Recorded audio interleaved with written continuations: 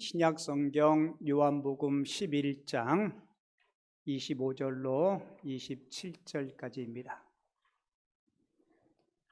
신약성경 165쪽에 있고요. 요한복음 11장 25절로 27절까지 우리 세 절 말씀인데요. 우리 한 목소리로 함께 읽겠습니다. 성경 글씨가 작으신 분은 화면 자막 보시고 같이 읽도록 하겠습니다. 함께 읽습니다.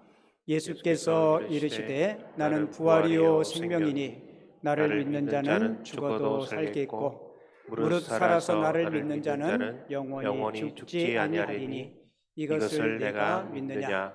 이르되 주여 그러하여다. 주는 그리스도시요 세상에 오시는 하나님의 아들이신 줄 내가 믿나이다. 아멘. 오늘 읽은 본문 말씀을 중심으로 부활이요 생명이신 예수님이라는 제목으로 하나님이 주시는 은혜와 교훈을 함께 나누도록 하겠습니다. 같이 볼게요. 부활이요 생명이신 예수님. 매월 봄에 보통 이제 대신방을 하는데요. 제가 가정에 신방을 할 때 학교를 다니는 어린 자녀들이 있는 가정에 기도해 줄 때, 그리고 기도 제목을 받으면 꼭 이 기도 제목이 있어요. 새 학기에 이제 학년이 한 학년씩 올라갈 거 아니에요. 그러면 새 학기에 좋은 선생님, 좋은 친구 만나게 해달라고, 이런 기도의 제목들, 그리고 저도 그런 기도를 많이 합니다. 우리가 인생을 살면서 누군가를 만나면서 살잖아요. 근데 이 만남의 복이 굉장히 중요한 겁니다. 여러분은 지금까지 살아오시면서 만났던 분들, 그리고 지금 만나시는 분들이 좋은 분들이신가요? 좋은 분들이셔야 돼요. 저도 지금까지 살아오면서 하나님께서 저에게 주신 복 중에 하나가 만남의 복을 저한테 주셨어요. 좋은 사람을 만날 수 있는 이 만남의 복. 제 앞에 계신 여러분들이 하나님께서 제게 주신 만남의 축복의 열매들이에요. 아멘을 크게 해줄 줄 알았는데 앞에 서 있는 저도 여러분들이 만난 사람 중에 제가 복인 사람이 됐으면 좋겠습니다. 그리고 또 한 가지 꼭 기억해야 될 것이요, 제가 언제부턴가 제가 이 기도 제목이 조금 바뀌었어요. 하나님, 이 가정에 초등학교를 다니는 아이, 그리고 중고등학교 아이, 청년들이 된 이 아들이 좋은 사람 만나는 복도 중요하지만 만나는 누군가에게 좋은 사람이 되게 해주세요. 여러분, 먼저의 기도 제목보다 후자의 기도 제목이 훨씬 더 성경적이고 하나님이 기뻐하시는 복이라고 생각합니다. 목회를 하는 많은 목사님들이 그 만남의 복을 통해서, 도움의 손길들을 통해서 교회를 개척하고 교회를 건강하게 세워가요.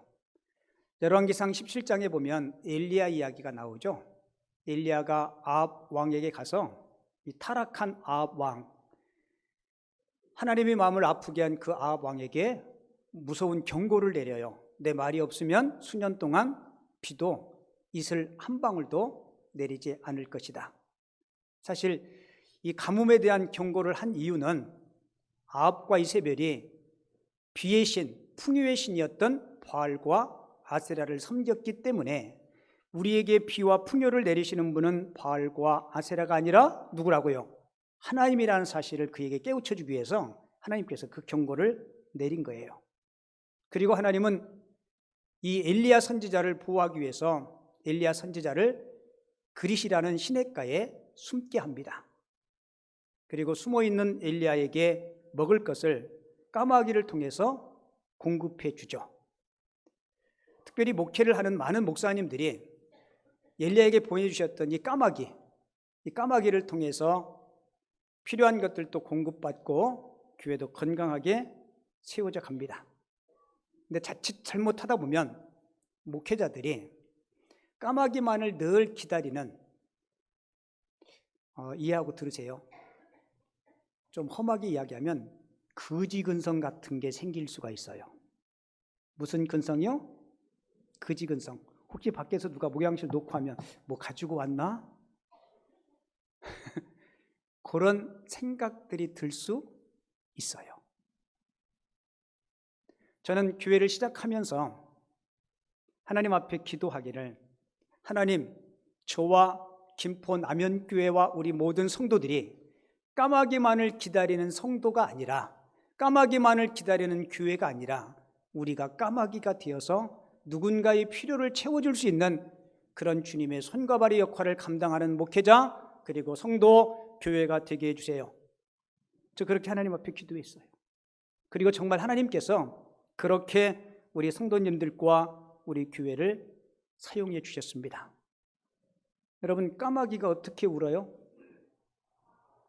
까치는요? 똑같네? 까마귀하고 까치하고 울음소리는 분명히 좀 다르죠? 그죠? 제가 왜 이게 묻냐면 1부, 2부 물어봤더니 다 똑같이 까마귀 소리나 까치 소리나 비슷해요. 제 기억으로는 까마귀는 꽉꽉 이렇게 우는 것 같아요. 그죠? 저도 여러분들도 까마귀를 기다리는 존재가 아니라 누군가에게 도움이 되고 희망이 되고 힘을 불어넣을 수 있는 까마귀가 되시기 바랍니다. 까마귀가 되시기를 바랍니다. 그러면 까마귀로 울음소리를 한번 표시해 주셔야 돼요. 하실 수 있겠어요? 예, 건너뛰도록 하겠습니다. 여러분, 우리 인생은 누군가의 만남을 통해서 우리 인생이 지속돼요. 인생에 중요한 만남들이 있죠. 어떤 만남은 내가 선택해서 하는 만남이고요. 어떤 만남은 선택 아닌 선택이 있어요. 그 대표적인 게 나와 부모님과의 만남입니다. 만약에 여러분들의 자녀들이 선택해서 부모를 만날 수 있다면 나를 선택했을까? 여기 두 아들들이 있는데 집에 가서 아빠 한번 물어보세요. 여러분, 그 질문 굉장히 의미 있는 질문이에요. 저는 바라기는 여러분들의 아들과 딸들이 이 질문에 아버지, 어머니, 저는 다시 태어나도 지금의 아버지와 어머니를 나의 아버지와 어머니로 선택하고 싶습니다. 이런 고백을 들을 수 있는 엄마 아빠들 꼭 되시기를 바랍니다. 여러분, 그게 인생의 참된 성공이라고 저는 그렇게 생각을 해요. 근데 대부분의 많은 가정들이 그렇지 못해요. 저분이 내 아버지라서, 저분이 내 어머니라서. 왜냐하면 자녀들에게 하나님께서 주신 그 만남 가운데 아름다운 하나님의 모습들을 보여주지 못했기 때문에 그래요. 그리고 우리 인생 가운데 수많은 만남들이 있죠. 친구를 만나고 선생님을 만나고 수많은 교우들을 만나고 목회자를 만나고. 그런데 좋은 만남 중에 가장 좋은 만남은 하나님과의 만남임을 꼭 기억하시기 바랍니다. 세상에 하나님과의 만남만큼 축복된 만남은 없습니다. 저와 여러분들은 이미 하나님을 만난 사람들이에요. 하나님과의 그 만남 때문에 감사하고 기뻐할 수 있는 주의 성도님들 꼭 되어줄 수 있기를 주님의 이름으로 축원을 드립니다. 그리고 교회에 오셔서 여러분들이 다양한 성도님들을 만날 거예요. 근데 어떤 교인은 교회에 오시지만 개인적으로 인격적으로 주님을 만나지 못하고 신앙생활 하시는 분들이 있어요. 그런 분들은 절대로 성실하게 신앙생활을 하지 못하더라고요. 여러분, 우리 인생 중에 축복 중에 가장 큰 축복의 만남이 뭐라고요? 하나님과의 만남입니다. 오늘 성경 본문이 그 사실을 이야기해 주고 있어요. 하나님을 만나서 불행했던 한 가정이 하나님 앞에 영광을 돌리고 하나님 때문에 기뻐하고 감사했던 나사로의 가정의 이야기를 오늘 성경이 우리들에게 소개해 주고 있습니다. 우리가 공렵의 참석운동을 하면서 요한복음을 공부하고 있어요. 요한복음이 전체 몇 장이죠? 요한복음의 전체 요절은 어디에 기록되어 있죠? 요한복음에는 몇 가지 표적이 기록되어 있나요? 예, 맨 마지막 표적이 뭐예요? 예, 오늘 본문 말씀이 요한복음의 표적의 가장 하이라이트인 죽은 나사로를 살리신 이야기가 기록되어 있습니다. 그런데 죽은 나사로의 부활의 이야기는 요한복음에만 기록되어 있어요. 마태, 마가, 누가복음에는 없습니다. 왜 예수님께서 이 놀라운 기적이 공관복음에는 없을까? 많은 성경학자들은 공관복음이 기록될 때, 마태, 마가, 누가복음이 기록될 때 오늘 본문의 나사로가 그때는 생존해 있었기 때문에 그를 보호할 필요가 있어서 그를 기록하지 않았다라고 그렇게 해석하고 있습니다. 사실 요한복음에도 보면 죽은 나사로 때문에 많은 사람들이 예수를 믿기에 심지어 나사로까지 죽이려 했던 모습들을 우리가 성경을 통해서 확인할 수 있죠. 자, 이 나사로의 가정은 정말 행복한 가정이었어요. 나사로의 가정이 행복할 수 있었던 이유는 돈이 많거나 공부를 많이 했거나 지위가 높아서 아니에요. 나사로의 가정은 저와 여러분들과 똑같은 평범한 서민 가정이었습니다. 그런데 나사로의 가정이 행복할 수 있었던 이유는 예수님의 사랑을 받는 가정이었다는 겁니다. 저와 여러분들도 가정도 우리 예수님의 사랑을 흡족히 받는 그런 행복한 가정들 꼭 되시기를 바랍니다. 자, 나사로의 가정이 예수님의 사랑을 받은 것을 어떻게 알 수 있냐면 나사로가 병들었어요. 죽을 병에 들었습니다. 그러자 나사로의 누이들이 예수님 계신 곳에 사람을 보내요. 우리 오라버니가 병들었으니까 예수님 오셔서 고쳐달라고. 그런데 심부름꾼에게 뭐라고 이야기하냐면 이렇게 이야기해요. 사랑하는 자가 병들었나이다. 누가 병들었다고요? 누가요? 예수님이 사랑하시는 자. 이 사람이 병들었다라고 이야기해요. 여러분, 표현이 재밌죠? 자, 그리고 예수님께 사람을 보내면서 어떤 요구사항도 말씀하지 않아요. 아프니까 빨리 오셔서 안수해 주세요. 이런 요구사항도 안 해요. 그냥 단순히 사랑하는 자가 병들었다는 사실만 전해요. 여러분, 왜 그랬을까요? 여러분, 나사로와 그의 누이들 마르다와 마리아는요, 나사로가 병들었다는 사실만 예수님께 전해도 예수님은 그 가정의 사정을 너무 잘 알고 있기 때문에 구태여 요구사항을 말씀하지 않아도 주님께서 다 알고 계시다는 사실을 알았기에 그냥 사랑하는 자가 병들었나이다. 그렇게 전달한 겁니다. 그런데 심부름 간 사람이 예수님의 답변을 가지고 돌아와요. 예수님 뭐라고 말씀한지 아세요? 이렇게 이야기해요. 이 병은 죽을 병이 아니다. 그리고는 이틀 동안 더 머무시면서 오지 않아요. 그리고 심부름 간 사람이 다시 집으로 돌아왔을 때 이미 나사로는 죽었습니다. 자, 여러분에게 질문 하나 드릴게요. 예수님이 사랑하는 사람은 안 죽나요? 예수님이 사랑하는 사람은 병에 안 걸리나요? 예수님이 사랑하는 사람은 인생의 풍랑을 안 만나나요? 만나요? 저도 목회하면서 주님, 이분 정말 착한데, 주님을 위해서 헌신도 많이 하는데, 우리 김포 남현교회에 꼭 필요한 분인데 왜 그렇게 아파요? 솔직히 여러분들도 어떤 삶의 어려움에 봉착했을 때 주님 앞에 따지듯이 때로는 그런 질문을 할 때도 있을 거예요. 그리고 더 서운한 게 뭔지 알아요? 사랑하는 자가 병들었다라고 이야기하면 어떻게 해야 돼요? 여러분, 한 걸음에 와야 돼요. 한 걸음에 오셔야 돼요. 근데 예수님은 안 오십니다. 일부러 늑장을 부리세요. 며칠 동안 더 머무세요?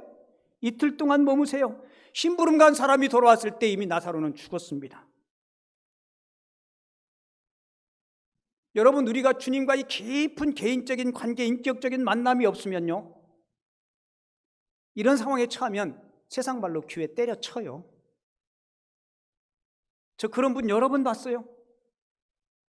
자기 어떤 목적 성취를 위해서 교회 나오면서 목사님 기도해 주세요. 본인도 열심히 기도해요. 자기가 계획하고 원하는 것들이 이루어지지 않으면 헌신짝 버리듯이 신앙도 믿음도 교회도 등지고 돌아서는 분 봤어요. 자, 질문 하나 드릴게요. 여러분, 예수님이 분명히 나사로와 그의 가정을 사랑했어요, 안 했어요? 지금도 사랑해요, 안 해요? 사랑해요.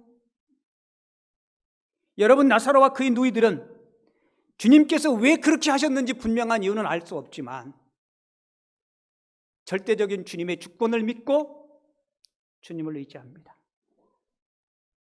여러분, 주님께서, 우리는 결론을 알아요. 죽은 나사로가 살아난 거. 근데 주님께서 왜 늦게 오셨을까? 왜 이틀 동안 머무셨을까? 왜 사랑하는 자가 병들었다는 이야기를 듣고 한 걸음에 오시지 않았을까? 주님은 다 의도가 계셨어요. 여러분, 요한복음 11장에 죽은 나사로를 살리신 이 사건, 여러분, 예수님의 의도와 목적은 단순히 죽은 자를 살리는 데 있지 않습니다.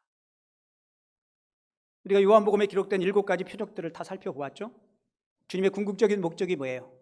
주님은 표적을 위한 표적을 행하지 않으세요. 표적 건너편에 있는 죽은 나사로가 살아나고 질병이 치유되는 것보다 더 귀한 것들을 우리에게 깨우쳐 주시고 우리에게 주시기 위해서 그 일을 하신 겁니다. 만약에 나사로가 죽은 즉시 주님께서 오셔서 그 나사로를 살리셨다면 아마 많은 사람들이 그랬을 거예요. 나사로는 죽은 것이 아니라 잠시 혼절했는데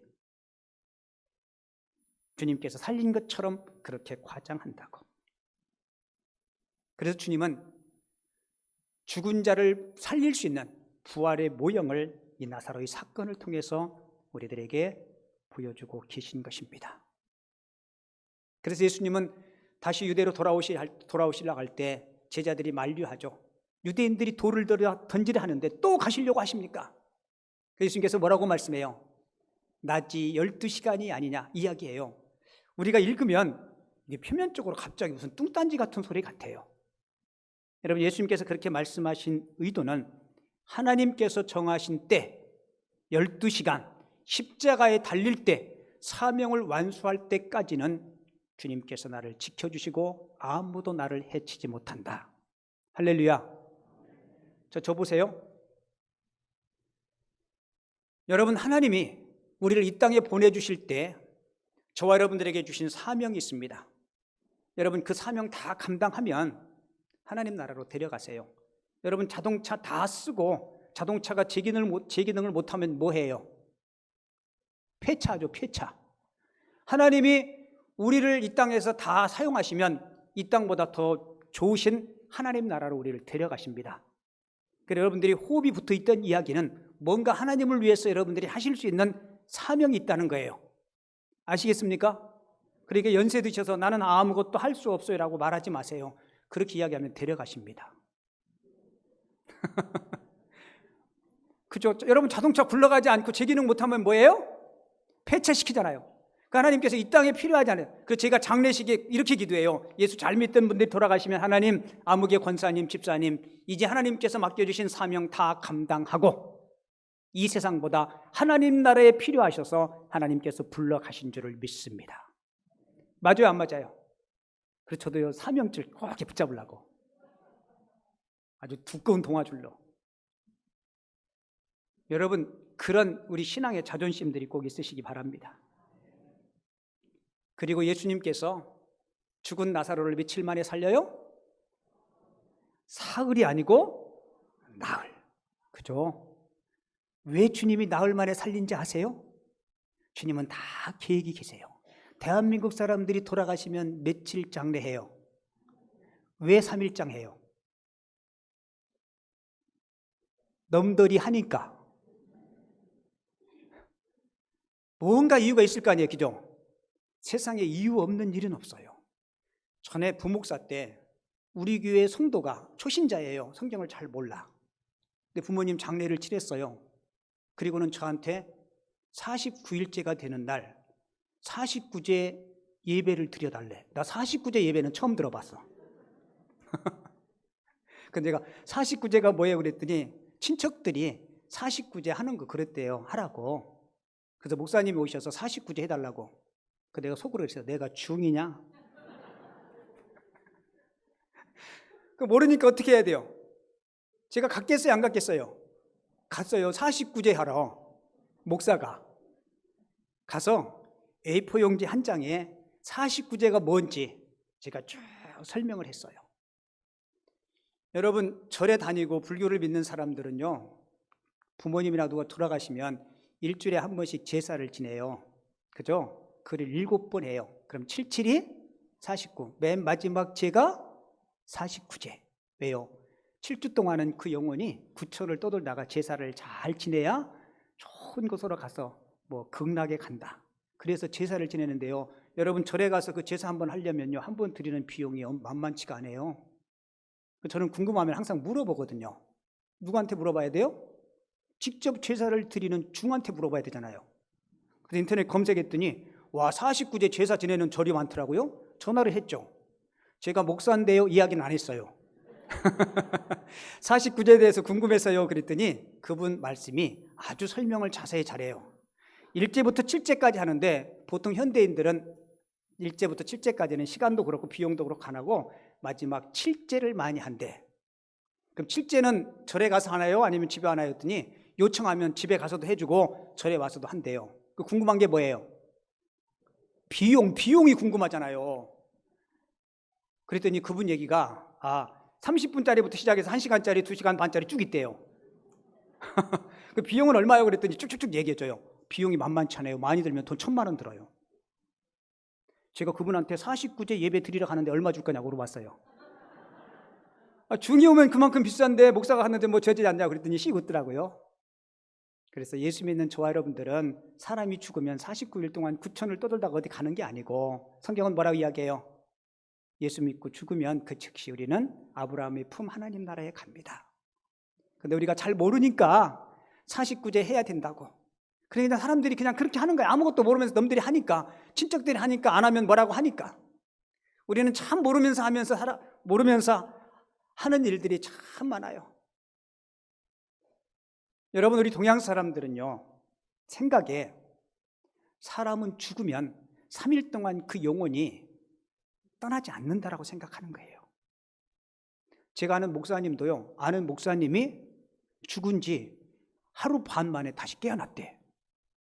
그러니까 의사가 죽었다고 했지만 사실은 완전히 죽은 게 아니고 숨이 붙었는데 다시 정신이 돌아온 거죠. 그래서 그 목사님은 늘 사모님에게 나 죽으면 절대로 3일 안에 냉동실에 넣지 말라고. 얼어 죽을까 봐. 안 죽었는데 숨 붙였는데 얼어 죽을까 봐. 여러분, 예수님이 나흘 만에 온 이유가 뭘까요? 성경은 죽어서 나사로가 썩어서 뭐하기 시작했다고요? 냄새가 나기 시작했다. 주님은 의도적으로 기다린 거예요. 완전히 죽었다고 모든 사람들이 인정하는 그 시점에 주님께서 오셔서 나사로야 나오너라. 여러분, 요한복음 11장은 예수님이 우리의 생명이시고 부활의 근원이심을 우리에게 분명히 이 사건을 통해서 깨우쳐 주시고 보여주신 것입니다. 예수님께서 마르다의 요청을 받고 마르다의 집에 왔어요. 이미 나사로는 죽은 상태죠. 그때 마르다가 원망 섞인 어조로 주님께 이렇게 이야기해요. 예수님이 여기 계셨더라면 내 오라버니가 죽지 아니하였겠나이다. 그 예수님이 없어서 죽었다는 얘기예요. 그럼에도 이 마르다 마음속에는 작은 소망이 있었어요. 그 다음 절에 마르다가 뭐라고 이야기하냐면 이렇게 이야기해요. 그러나 주님, 이제라도 비록 죽었지만 지금이라도 주께서 무엇이든지 하나님께 구하시는 것을 하나님께서 주실 줄 아나이다. 여러분, 이때 예수님께서 마르다를 향해서 뭐라고 말씀하는지 아세요?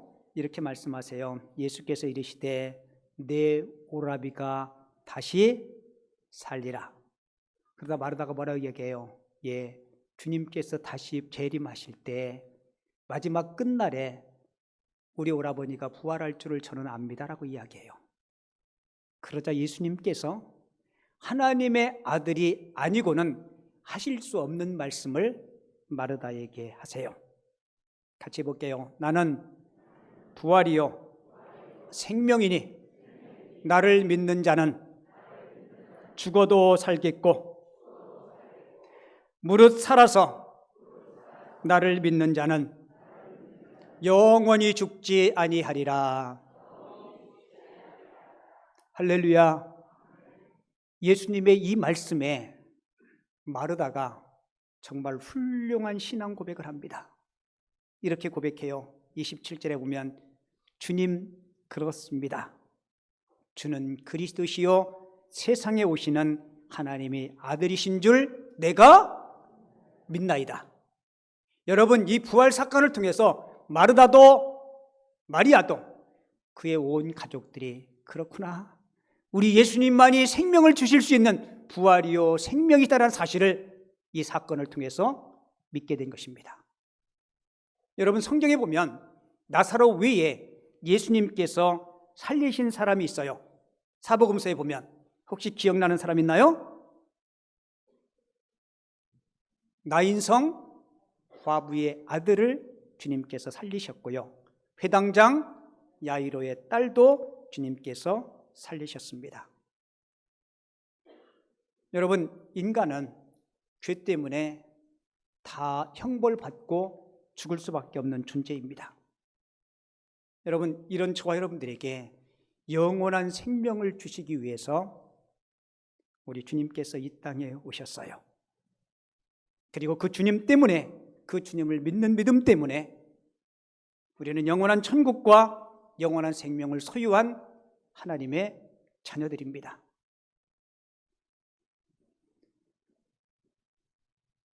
유럽 사람들이 중국 사람, 한국 사람, 일본 사람을 보면요, 구분을 잘 못한대요. 그리고 한국 사람들을 봐도 다 그 사람이 그 사람 같대. 우리가 흑인 보면 잘 구분하기 어렵잖아요, 그죠? 그런데 놀라운 것은요, 유럽 사람들이 일본 사람, 중국 사람, 한국 사람을 보면 한국 사람은 딱 집어낸대요. 왜일까요? 얼굴에 웃음이 없대. 지금 여러분들이 모습이 그래요. 제가 그 이야기를 듣고 진짜 봤어요. 그랬더니 진짜 그래요. 한국 사람들이 진짜 얼굴에 웃음이 없어요. 여러분, 일본 사람들 아리가또 고자이마스 막 그러면서 얼마나 잘 웃는지 몰라요. 중국 사람들도 그래요. 왜 그럴까? 한국 사람들은 한이 많은 것 같아. 뭐가 많아요? 그래서 귀신도 많아요. 머리 풀고 비 오는 날. 그래서 유일하게 세계 어학사전에 화병이라고 아세요? 화병. 대한민국에만 있는 병이에요. 여러분, 예수 믿는 저와 여러분들, 우리 주님이 우리 안에 계시잖아요. 믿으시나요? 여러분, 그 주님 때문에 웃으며 삽시다.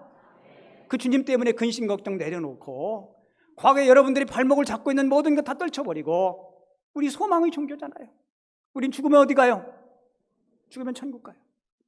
저 다음에 죽기 전에 제가 여러분들에게, 혹시 제가 여러분들 먼저 죽으면 제 동영상 한번 꼭 보세요. 제가 웃으면서 마지막 여러분들에게 이야기 한번 하고 갈 거예요. 우리 그렇게 멋지게 삽시다. 마지막 죽으면서 눈 감고 하나님 나라 가니까 얼마나 좋은지. 그리고 여러분들이 생애가 하나님께서 내게 이 땅에 70년, 80년 동안 내게 이 땅에 보내준 삶이 정말 소풍같이 즐거웠다. 하나님 나라에 갑니다. 얘들아 잘 있거라. 꽃가닥 이렇게 갔으면 좋겠어요. 아멘이신가요? 우리 그렇게 멋지게 폼나게 하나님이 자녀답게 신바람나게 사시기 바랍니다. 설교 끝. 찬송가 85장